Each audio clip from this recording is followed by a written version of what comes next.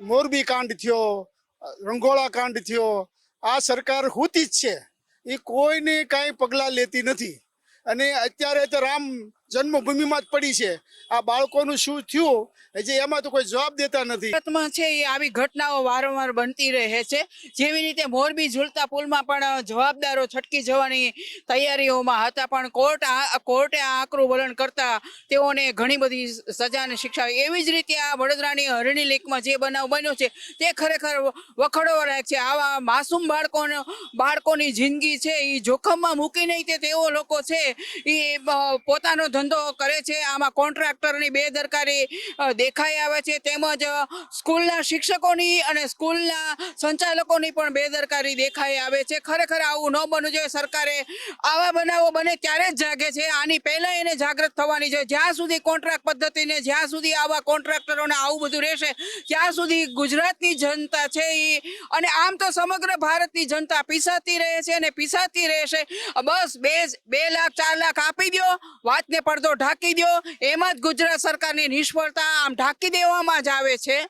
ખરેખર આમાં પ્રજાએ જાગવાની જરૂર છે અને આવા લોકોને તગેડી મૂકવાની જરૂર છે. અને ફરી આવા બનાવો ન બને તે માટે સરકાર અને પ્રતિનિધિઓ વારંવાર આનું સરપ્રાઇઝ ચેકિંગ કરવું પડે, ઓફિસોમાં જવું પડે અને સમયાંતરે આને ફોલોઅપ કરવું પડે. આ જે વડોદરાની ઘટના બની એમાં શિક્ષકો વાલીને પૂછ્યા વગર વિદ્યાર્થીઓ લઈ ગયા, એટલે પહેલી તો શિક્ષણ ખાતાની મુખ્ય જવાબદારી હોય. એવું કે શિક્ષકો કે બોટના જે માલિક હતા કે બોટના જે સંચાલક હતા એને બેસાડ્યા હતા. બટ તમે એક એજ્યુકેટેડ પર્સન છો, બાળકોની જવાબદારી લઈને જાઓ છો, તમને તો ખબર છે ને કે 16ની કેપેસિટી છે.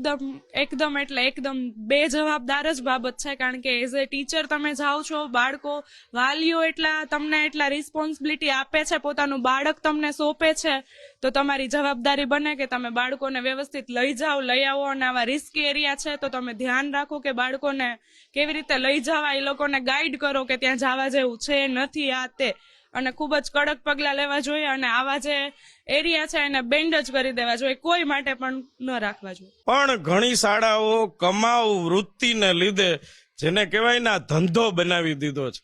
ખૂબ આ જેને કહેવાય કે પવિત્ર છે એ આની જળવાઈ રહેવી જોઈએ. ભલે બધાની રોજગારી નિર્માણ થાય છે, પણ એના કરતા વધુ આ બાળકોની કિંમત હોવી જોઈએ કે એમને કેવી રીતના સાચવવા. આ તંત્ર તો શું છે કે બધું આમ જવા જ દો એવી રીતના, એને તો કોણ જાણે શું ભૂખ લઈને બેઠું છે એવી હાલતમાં બેઠું છે. એટલે એને તો કમાઈ લેવું કે કોણ જાણે કેવા શબ્દોથી એને ઉચ્ચારણ કરી. એક સંચાલક, એક ટીચર એમ કે છે કે એ બોટિંગ વાળાનો વાંકો તો નહીં. બોટિંગ વાળા એક એજ્યુકેટેડ પર્સન તરીકે તમને ખબર જ છે કે ત્યાં હાલત શું છે. આપણે કોઈ પણ જગ્યાએ જઈએ છીએ તો આપણા મગજમાં નોર્મલ બાબત તો હોવી જ જોઈએ, ઈ ગમે એવી બાબત કે પણ તમારે ના પાડવી જોઈએ. એટલે આપણે આપણા મગજથી આમ સજાગ રહી અને કોઈ પણ જગ્યાએ પહોંચશું તો જ થશે, બાકી તંત્ર કઈ ધ્યાન દેવા બેઠું નથી. હું તો આને હત્યાકાંડ જ કહીશ, કારણ કે કેટલા બધા નિર્દોષ ભૂલકાઓ છે એ ઉમાઈ ગયા છે, કેટલા બધા પરિવારના માળા વિખાઈ ગયા છે. સરકારે એવી કંપનીને કોન્ટ્રાક્ટ આપ્યો કે જે ફૂડનું લાયસન્સ ધરાવતા હતા અને બોટિંગનું એને લાયસન્સ આપ્યું. બોટિંગના લાયસન્સ માટે કેટલા બધા નીતિ નિયમોનું પાલન કરવું પડતું હોય છે.